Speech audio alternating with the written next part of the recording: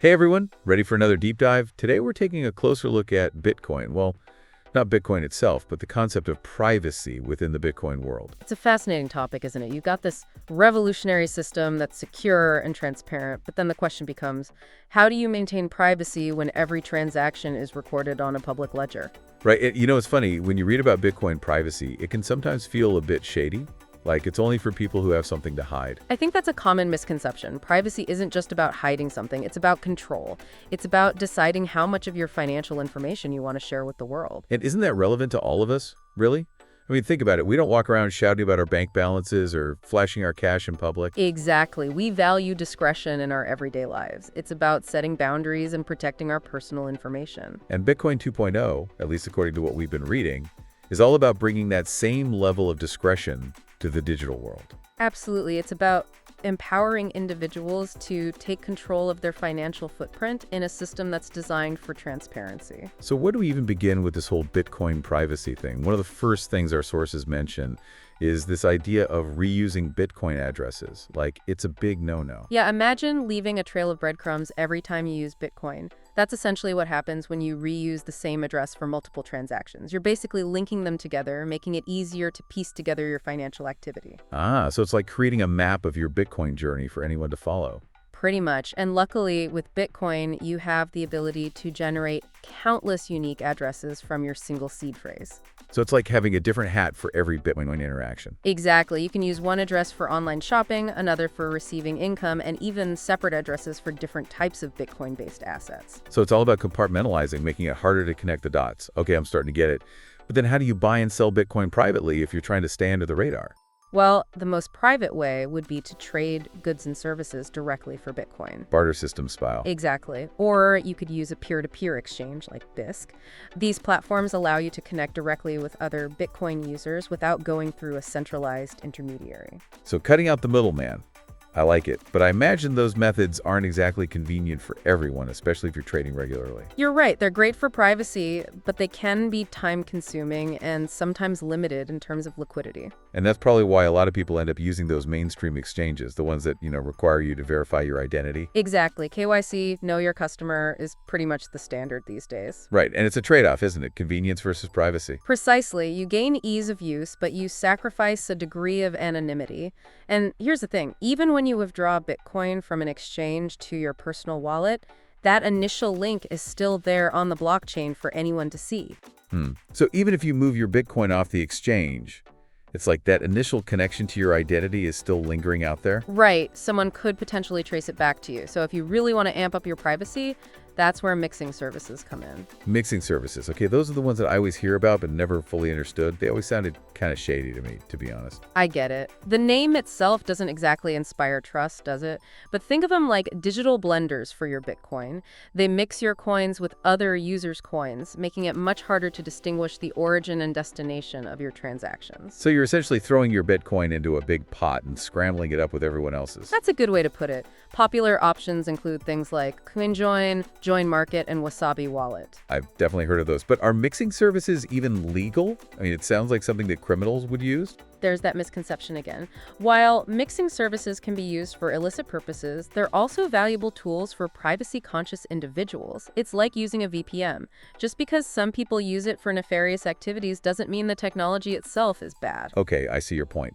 But even with mixing services, you're still relying on a third party, right? You have to trust that they're not going to do anything shady with your Bitcoin. That's true. And that brings us to another important aspect of Bitcoin privacy, the Lightning Network. The Lightning Network. Honestly, whenever I hear that term, I kind of tune out. It's always seemed a bit over my head. No worries, I'll try to break it down simply. Imagine having private conversations away from the main stage. That's essentially what the Lightning Network does. It allows for Bitcoin transactions to happen off-chain. Off-chain. Does that mean they're not recorded on the blockchain? Exactly. So instead of broadcasting every single transaction to the entire network, Lightning transactions happen on this separate layer, like a network of private channels. So it's like a secret side channel for Bitcoin transactions, keeping them hidden from public view. You got it. And this is where the importance of running your own Lightning node comes in. Your own node. Okay, I'm sensing a theme here. Why is running your own node so important? Because if you're using someone else's node, you're essentially trusting them with your data. You're relying on them to handle your transactions and protect your privacy.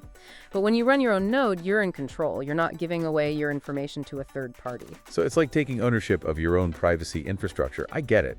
But isn't running a node a bit, well, technical? It can be, but it's becoming more accessible all the time, with user-friendly options popping up. And this whole concept of owning your infrastructure doesn't just apply to the Lightning Network, it applies to Bitcoin itself, too. You mean running your own Bitcoin node? Exactly. Most people rely on someone else's node to interact with the Bitcoin network. So when they make a transaction, it's going through a third party. And that third party can see their IP address and all their transaction details. Right, but when you run your own node, you cut out the middleman. You're connecting directly to the Bitcoin network, keeping your transactions and IP address private. I'm starting to see the appeal of that. Okay, so we've talked about mixing services, Lightning Network, running your own nodes. It sounds like a lot of work, to be honest. I mean, are there any simple, basic things that people can do to improve their Bitcoin privacy? Maybe without having to get too technical? Absolutely. Sometimes the simplest things are the most overlooked. For example, resisting the urge to brag about your Bitcoin holdings online. Oh yeah, that's a good one. I've seen people do that, like they're showing off their portfolio on social media.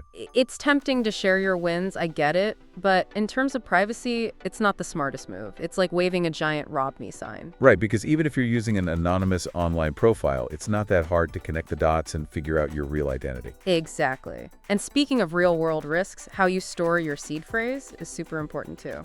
My seed phrase? I just keep that in my safe at home. Seems pretty secure to me. Well, have you ever heard of a $5 wrench attack? A $5 what? It's a term used to describe a situation where someone who knows you have Bitcoin could, well, pay you an unwelcome visit. Oh, okay, that's not a good visual. A little bit of force, and they could potentially get your seed phrase out of you no matter how secure your safe is. So a safer bet would be a bank's safety deposit box. I guess a bank vault is a bit more secure than my home safe. Okay, so we've covered bragging rights and seed phrase storage. What other surprising privacy pitfalls should we be aware of? One that often gets overlooked is using blockchain explorers without taking precautions. Blockchain explorers, those websites that let you look up transaction details.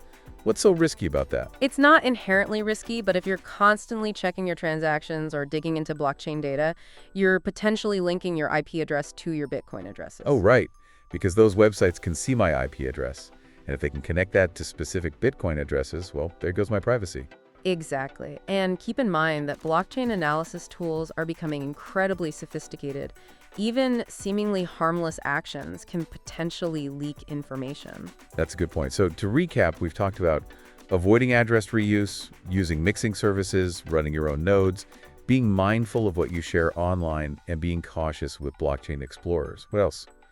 Anything else we should add to our privacy checklist? We can't forget the importance of a reliable VPN. Ah, right, a VPN, especially when you're interacting with those centralized platforms. Exactly. It adds a layer of encryption, masks your IP address, and makes it much harder for your internet service provider to track your activity. So even if you're doing all the right things with your Bitcoin, your ISP could still potentially see what you're up to. Exactly. But with a VPN, you're encrypting your internet traffic, making it much more difficult to monitor. Got it. So privacy in the Bitcoin world is not just about one thing. It's about all these different layers, all these different tools and strategies working together. It's about taking control, making informed choices, and being proactive. Well, this has definitely given me a lot to think about, and I bet our listeners are feeling the same way. Thanks for breaking all this down for us. My pleasure. Always happy to talk privacy. Welcome back, everyone. Now, before we dive into some more privacy-enhancing tools and techniques, I wanted to circle back to something you mentioned earlier. You were talking about blockchain analysis tools and how they're becoming increasingly sophisticated. That kind of freaks me out a little, to be honest. I get it. It's definitely something to be aware of. I mean, as Bitcoin becomes more mainstream, there's just more interest in tracking and analyzing those transactions. Governments are watching, law enforcement is watching, and it goes even beyond that. So you're saying the average person who's just, trying to keep their financial life private should be concerned about this too? I think so. Even if you're not doing anything illegal, the idea of your financial activity being analyzed and scrutinized can feel kind of invasive. Yeah, it's like someone's looking over your shoulder every time you swipe a credit card. Right. And those blockchain analysis tools are getting better and better at connecting the dots. They're looking at transaction patterns. They're looking at IP addresses, timestamps, even social media activity. Whoa, social media too. It all contributes to building a profile of a user's behavior. It's like those targeted ads that seem to know exactly what you're thinking except it's your financial life being analyzed. That's a good analogy. And the more data points they have, the more accurate that analysis becomes. So it's not just about following the money trail anymore. It's about using all this data to paint a comprehensive picture of someone's entire financial life. You got it. And as these tools evolve, maintaining privacy becomes even more challenging. It's like a never-ending race to stay one step ahead. But isn't there a risk that these tools could be misused? Like, what about unfairly targeting individuals who haven't actually done anything wrong? That's definitely a valid concern, and it really highlights that tension that exists between security and privacy. It's a balancing act, right? It is. Okay, so staying private in the Bitcoin world requires you to be proactive. You can't just set it and forget it. Exactly. You've got to stay informed about the evolving landscape and adapt your strategies accordingly. And it's not just about the tools you use, it's about those privacy habits, like being mindful of what information you're sharing online, using strong and unique passwords, all those basic things. It's like cybersecurity, right? The best defense is a layered approach. Right. And just like with cybersecurity, education is key. The more people understand the importance of privacy and the tools available to protect it, the better. So to sum up this part of the conversation, what's the key takeaway you want our listener to remember about blockchain analysis and its implications for privacy? Well, the most important thing is that blockchain analysis is a powerful tool, and like any tool, it can be used for good or for bad. A double-edged sword. Yeah, it can help prevent financial crimes, but it also has the potential to erode privacy and be used for surveillance. So we need to be aware of those implications. Right, it's that constant balancing act between security and the right to privacy. Okay, let's shift gears a little bit and talk about some specific tools and techniques that people can use to actually enhance their Bitcoin privacy. And one of the most fundamental aspects that's often overlooked is choosing how you acquire your Bitcoin in the first place. Absolutely. We touched on this earlier, but it's worth repeating. If you really value privacy, it's best to avoid those mainstream exchanges that require you to go through that whole identity verification process. Because that initial link to your identity can be a privacy liability down the road, even if you withdraw your Bitcoin to a personal wallet. Exactly. So what are the alternatives? Well, we talked about trading goods and services directly for Bitcoin or using those peer-to-peer exchanges like BISC. Right, cutting out the middleman. And these methods, they don't typically involve KYC procedures, so you can maintain a higher degree of anonymity. Okay, but again, those options aren't always practical. True, and that's where you have to weigh those trade-offs. Do you want convenience or privacy? For those who are willing to put in the effort, there's also the option of mining Bitcoin yourself. Mining. Isn't that like super technical and expensive? It can be, but it's not as daunting as it used to be, and it comes with a unique advantage. You're creating your own Bitcoin, free from any third-party involvement. So not only are you securing the network, but you're also taking control of your Bitcoin from the very beginning. Exactly, and it can be quite empowering, and once you have your Bitcoin, there are additional steps you can take to really enhance your privacy. Like what? Well, we've already talked about not reusing addresses, using mixing services, but another important aspect is taking control of your own keys. Keys. Okay, now I'm really intrigued. What do you mean by that? In the world of Bitcoin, your keys are essentially the passwords to your digital vault. If you don't control your keys, you don't really control your Bitcoin. So if I'm keeping my Bitcoin on an exchange, I'm not really in control. Not completely. The exchange holds the keys, which means they have the ultimate controls over your funds. And that can be a security and privacy risk. Okay, so how do I take control of my keys? What do I need to do? Get yourself a Bitcoin wallet, but not just any wallet. You need a wallet that gives you full control of your private keys. Private keys, those sound important. They are. Think of it like this. Your private key is the master key to your Bitcoin vault. It's what allows you to authorize transactions and prove ownership of your coins. Okay, so we need to keep those private keys safe and secure. Got it. Absolutely. Losing your private keys is like losing your Bitcoin forever. So no pressure. Right. So choosing a reputable wallet with robust security features is essential. Okay, starting to see how this all fits together.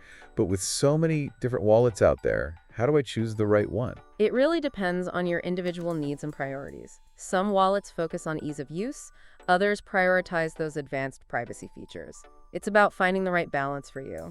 So taking control of your keys is about empowering yourself, owning your Bitcoin, and reducing reliance on third parties. Exactly. It's a fundamental step towards achieving greater privacy and security in the Bitcoin world. This has been super helpful. Thank you. You're welcome. Now, for our listeners, we'll be right back to wrap up our deep dive and explore some final thoughts on the future of Bitcoin privacy.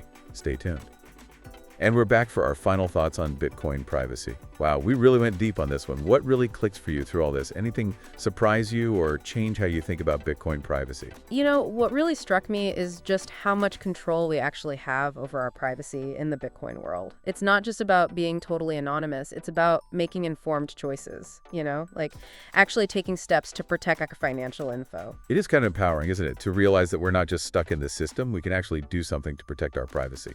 Exactly. And I think it's part of a much bigger conversation about data privacy in our digital lives. Like whether it's our browsing history, the stuff we buy online, our social media, it's all about setting boundaries and thinking about what we're sharing with the world. Taking back control of our digital footprint. Exactly. And Bitcoin is a great example of that. You can choose how you acquire it, how you store it, how you use it. There are tools and strategies for every level of privacy. So if someone's listening and they're like, okay, I'm ready to take my Bitcoin privacy to the next level, what's the one piece of advice you'd give them? I'd say approach Bitcoin privacy as a journey, not a destination. There's no magic bullet, and things are always changing. Keep learning, adapt your strategies, and find that balance between security, convenience, and privacy. Right, it's all about finding that sweet spot. And you don't have to do everything at once. Start small. Use a new Bitcoin address for each transaction. Try out a mixing service. Think before you share stuff online. Every little bit helps. Absolutely. It all adds up. And at the end of the day, the journey to Bitcoin privacy is both fascinating and empowering. It's about taking control of your financial information and moving through the digital world confidently and with awareness. Couldn't have said it better myself.